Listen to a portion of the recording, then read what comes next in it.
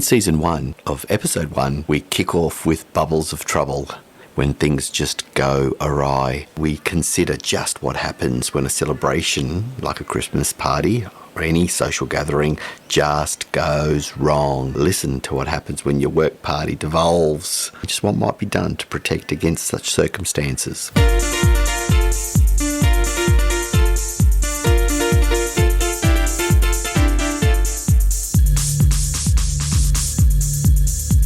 Hello and welcome to the Why Work podcast series. You are listening to Trajce Vitkovsky, Sara Bazell and Alan Girl.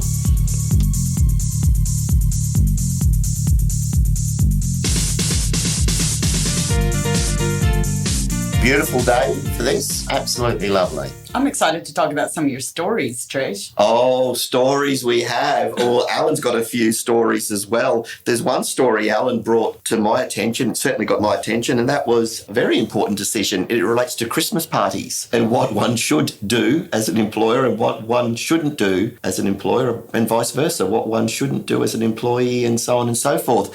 I like to call it bubbles of trouble. The case is a case in the South Australian Employment Court. It relates to a hair and beauty business held a Christmas event, an off-site Christmas event where all of the staff went on the Saturday, drank lots of alcohol. They even had a stripper perform for them, stayed the night, and on the evening of the Saturday have a spa bath together. I have to ask, Alan, who paid for the stripper? Everything was paid for by the employer, who at that point in time was a Sloan. It's a bit hard to tell from the judgment, but it looks like the business was sold. So by the time the case was heard, it was a new owner of the business. But she'd poured it on. It was going to be a great Christmas party. Lots of things to happen, and lots of things did happen. Unfortunately, too much happened.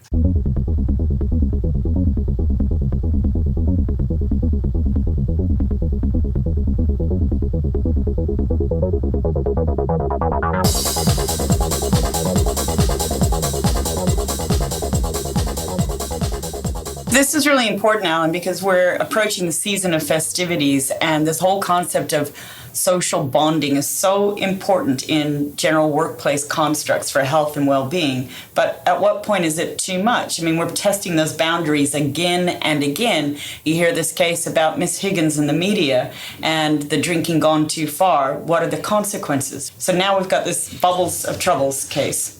So put aside the Higgins case, because that involved what's alleged to be criminal activity.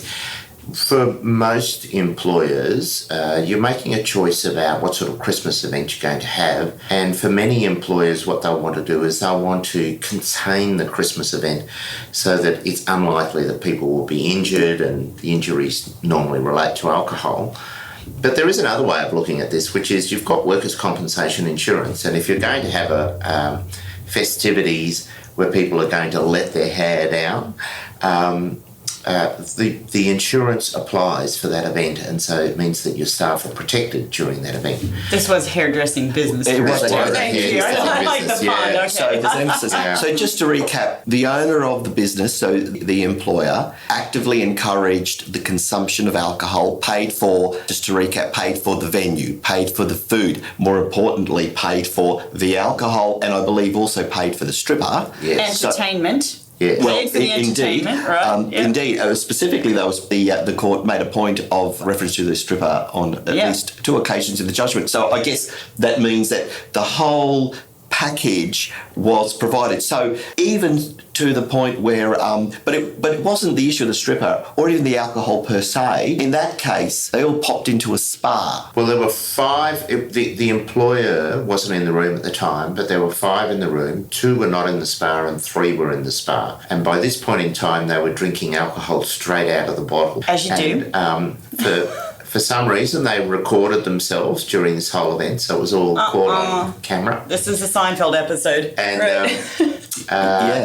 by this point in time, they were having a great time. That they'd taken off their tops. That could go to state of mind, I suppose, with the consumption of alcohol. And sudsy bath. And bubbles of trouble. Bubbles of trouble. Lots of trouble. I think champagne. Okay, keep it going. But just for the record, the stripper did leave at this point in time. There is no reference. No stripper in the room, which raises a whole lot of other issues. But anyway, no stripper in the room. And the spa bath wasn't really designed for 3 people. So it would have been very cramped in the spa bath. And what happened was the claimant was climbing out of the spa bath. There was nothing unusual about the way she was climbing out, but in the process of climbing out, she slipped and hurt herself, hurt her hip, and that's how the claim came about. The thing that's interesting about this case is the employer wanted the staff to have a really positive dynamic going on between them so that when they were serving customers in the shop, they would all be happy and good fun and project that closeness amongst the staff.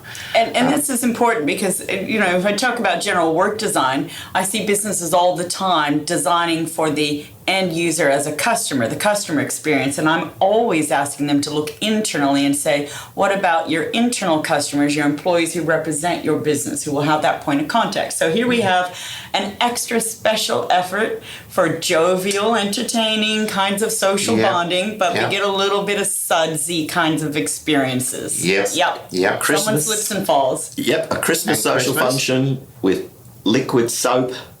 And other kinds of liquid. Yes. And the expression "let your hair down" was one used by the owner of the business. Done. Yeah. So it was all designed for them to have a fantastic weekend, and Punctuated by a stripper. No doubt they were having a fantastic weekend until the accident occurred. Okay.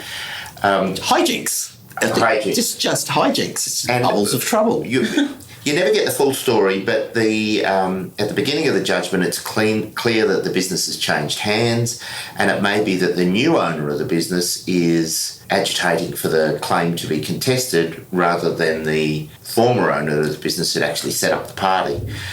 But this is where we sort of come back to, if for the former owner of the business, she wanted to have this magnificent party where all the staff had a great time, and it's a work event. You've got the insurance there to cover the work event, and so the insurance has operated the way it was meant to operate.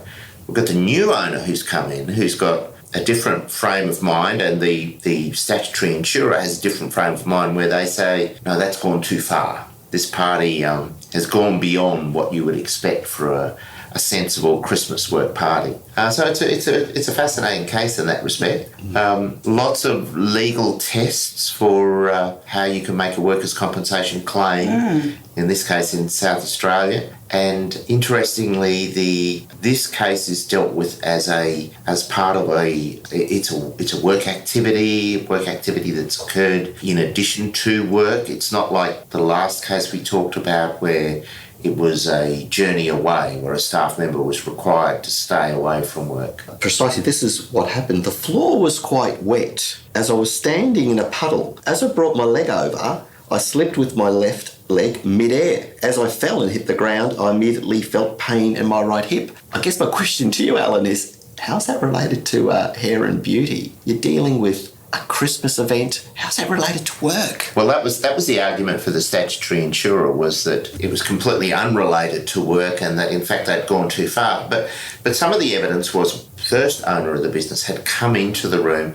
seen this activity going on and had laughed about it and then left. Now, she did come back 10 minutes later and say, that's enough, you better wrap this up. And that's in fact what they were doing. In fact, that's what she's doing, getting out of the tub and wrapping it up. And then Soap was slime. It says here the soapy water, and it was slimy, and I hit the ground and it felt slimy. So it's almost these are the conditions now for the workers, and these are dangerous conditions. And this is work from anywhere. Again, another case of work from anywhere, right? So now is this a safe environment that you've provided for the workplace? Work just happens to be at a party house with a spa in this moment, right? This is they're contesting this. I mean, it's still considered work. It's work from anywhere. Yeah, party house and spa. So keeping in mind that this was a lot of this was caught on camera. At least one of the staff members was out on the tiles, sliding around on the slippery tiles. For fun? I gather the way that it's hang on, was you talking about fun. planking? Was she like planking or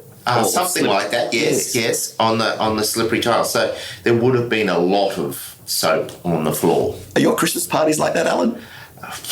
No, unfortunately. Mine are very conservative. So actually, if we talk about that other end of the spectrum where you want it to be really conservative, if you're running a Christmas event, it does make good sense to have a shut-off time. So you might say your Christmas event ends at 9 o'clock, and if staff want to go on drinking for the rest of the evening, then it's no longer part of the work event. And no longer paid by No work. longer So paid at some for- point by that work. has to be, Yeah. right, those boundaries have to be set.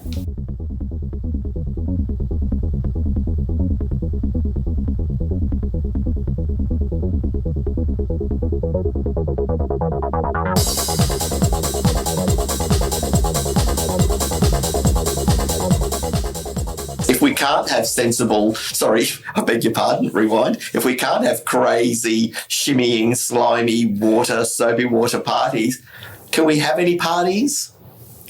I think we can, and it's up to employers to decide how far they want the party to go. I mean, your first decision is going to be, are you going to have alcohol or no alcohol? And if you're going to have alcohol, how much alcohol are you going to have? And you need to have a very clear, undeniable boundary of when the party finishes. All right, so I've got the song Pink in my mind right now. Let's get this party started. You're saying we also need to say, let's close the party doors. Yes. But if you want to get the party started and you want to have a party that goes all night, then you have to accept that there could be workers' compensation claims. And if there's a workers' compensation claim, it might push your premiums up. In fact, it's likely to push your premiums up. Speaking of songs, I can't get that male stripper song. There was a male stripper at a go-go bar, but that has nothing to do with this case because there was no material causal connection with the stripper and the spa. But when you mention the stripper, imagine what his insurance premiums are like, because he's constantly going into environments where What if he slipped? he could slip and fall. Slip and fall. And then he wouldn't, if he had a jiggered back, he wouldn't be able to work. Actually, you're right. Because third parties, and these are various rights. So let's say let's now go back to work health and safety and the idea of others in the workplace. Let's say the employees were a debt because they've done these Christmas parties before. So you have a third party, a contractor, the stripper. Yes. And he or she slips. Who's responsible? Yes. See? Yeah, Alan, I think you're right about this, putting a stop. But, so what's the answer? Well, he should wear personal protective equipment. Oh, yes. really. No. Yes, PPE, of course. True. Well, village It's people. all By that I mean off, still Alan. cat boots. Definitely it's still all cat coming boots. Sorry, off. I'm thinking village people at the time, the construction worker. But look, I was in a hotel in Las Vegas, and it was Halloween. Okay. It was Halloween, and in the elevator, in the lift, was the construction worker, literally with only a toolbox on, and I'm sitting here next to an older lady. She's looking at me and giving me raised eyebrows, and actually looks behind to see if he's got anything on underneath, and he does not. Her face, her eyelids lit up. is this the band? No, this is right. just somebody dressed as good. the construction with only a tool belt on for his costume Okay. and work boots and work Sorry, I boots. thought it was Was that the your original. client? That was just Las Vegas. No, That was I just thought it was the band. We did play with them. We supported them at Twin Waters. My, the mighty have fallen. But that's the thing. So can we have fun? And I guess that's the question. We've talked about bubbles of trouble, but the reality is trouble is the key word here. You add bubbles, you're going to potentially trouble. Yeah, you've got to. And how much fun is too fun, right? At what point are you inclusive for the diverse needs and the cultural beliefs and et cetera of the workforce? I think it's about risk assessment. It's about the people who run the business sitting down and having a proper conversation about what are we going to do for our Christmas event. We need to be sensible about this. There's going to be alcohol involved. People could fall over and get hurt. Are we going to have a wild party or are we going to have a quiet party? And Alan, let me just challenge you, because I talk about this in work design often, trying to have an approach where you're designing for what you want, not for what you don't want. Right? So in healthcare systems, in work systems, resilience engineering, you name it, you're trying to often focus on what you want to achieve. And when you focus only on what you don't want to achieve, you might become a little reductionist, right? So the hairdresser, back to the hairdresser, she wants to design for social fun. You're saying it also has to include a modicum of risk assessment with the big intent on the big picture. What do we want to achieve? And are we going about it in such a way that we are going to actually meet our objectives? And I think the time to, if you're going to have a wild party, as was the intention here, the time to have a conversation about where's the line, where do we stop this party, that clearly never happened. No, and it's funny because you might say one response immediately, as I heard you both speak, would be, well, we'll have one during the day. Well, this was during the day. It was an all-night, all-day bender. But the other thing might be put a cap on the drink. So say, right, the bar tab's finished. We no longer. But I guess that then leads to this, though, Alan and Sarah. Let's say you, as a prudent, you've done your risk assessment, you have a $2,000 bar tab or whatever. Probably wouldn't get you much these days, but anyway, $2,000. And then you say, that's it. I'm no longer paying for this. You may do what you like, but the party has officially finished. Do you think that's enough? I think that's necessary. I think you have to do that. You can do that in a nice way. You don't have to do that in an unpleasant way. And you can say, when you reach your designated time, this marks the end of the party. And then you have a little speech thanking people and, wishing them well for the new year. So there's rituals. So there's a ritual. Social rituals. This is the end. Because that's going to become all important if something goes wrong. Yeah. No, that's... So I guess they're getting that balance right, but gee whiz, what a cracker of a party. And I mean... I think this we've got another case we want to talk about, and it's kind of the same issue in terms of employers have to decide what's the environment that their employees are going to work in and what are the conditions that they're going to work in, and have to make sure that they achieve that result. What was the end result in the hairdresser case? She was successful. Her claim was successful. Yeah. So her hip was treated with healthcare services, etc. Yes. Right. Miss Sloan was the owner, actively fostered the attendance and participation of the employees. She wanted all the employees to attend the function. She wanted all the employees to foster friendship and let their hair down. More importantly, she wanted them to enjoy themselves as this collective. So it very much work-related nexus. That relationship was tight, and the three women who utilised the spa, they all brought swimwear. So it's not as if you can't bring that onto the premises. This was, the court saw this as, this was part of work. And not just endorsed by work, but it sounds like you would disappoint the business owner if you did not attend. Yes. So there's a little obligation at some point to participate. Yes. I would agree that your use of the word obligation, I mean, it's a happy obligation, don't get me wrong. Yeah, it's like... Yeah, the courts are clear about that in that it doesn't have to be an obligation. It just has to be... there's strong encouragement to go to the Christmas event. That person feeling, not a legal definition of obligation. So that they had to the employees let loose. Yeah, like a emotional obligation to have to participate well and feel like you're contributing to that social milieu. Yes. Yeah. It's almost like don't be a party pooper. Yeah. Hook in, jump in, drink the bubbles. They were drinking straight out of the Get your gear off. But there's That's what happened. But there were so many things that could have gone wrong. So we've got this one incident where a person slips getting out of the bathtub, getting out of the spa bath, but lots of other things. But the third party could have been injured. Others. So could have dropped a bottle and could have been broken glass. And look, we're all aware sex could have happened, and whether it was considered to be consensual or not consensual, and everything thereafter that manifests. And that leads Lights into being pulled out of the wall. So that's right. Other things: aggression, violence, sexual assault, coercion, rape. Well, the alcohol fueling various behaviours which we know in the workplace wouldn't be tolerated. And a dissolution of boundaries. So I think for those sexual issues, it's important that everyone is respectful of each other. And in the Higgins case, you'll, of course, be aware that the employer hasn't been charged. So yes, I think it's good if there's a discussion before the party, before the event, about everyone being respectful of each other during the event. You wouldn't want bullying to occur in the party event in any form or in any manner, because then that's going to give a blessing for further bad behaviour. And interesting that you raised that the employer has not been charged in that Higgins case, because we understand from what's been shared in the media that the event in question occurred in a workplace. Yes, it did. Yes. See, these boundaries and space and now place. This is really blurred lines, as if we go into another popular song. That's right. These are really fuzzy areas, but you know what?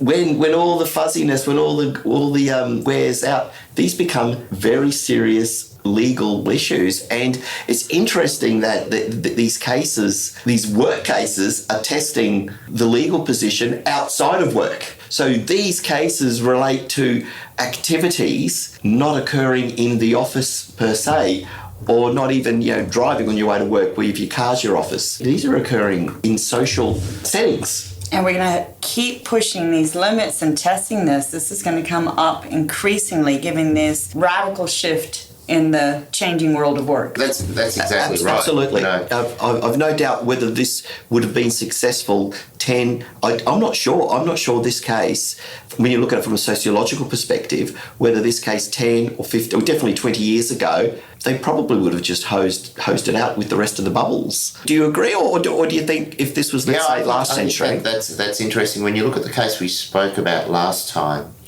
where the woman was injured while having sex in a motel room, there's no discussion in that case about whether or not the sexual activity was inappropriate conduct. In fact, it's quite clear from the judgment that there's not even a hint that it was inappropriate conduct. And yet, if you went back 20, 30 years, that might have been something that would have come up in the judgment. Things are changing, and you were right, Sarah, you're spot on. This dynamic, it's changed. Like working, it's redefining those traditional norms, as you say, Alan, and values. It's redefining it. So this case is spectacularly intriguing, not because of the facts. I mean, the facts speak for themselves. It's not every day you get a woozy of a case like this. We hope you enjoyed that episode of Why Work. You've been listening to Trajce, Sara and Alan, and if you'd like to know more about some of the things we've talked about today, please subscribe, and we'd be more than happy to provide you with information, names of cases and other things that may interest you. Please be aware that none of the matters we've talked about today should be construed as legal advice or any other type of advice. We're just here to talk about all things related to work. See you next time.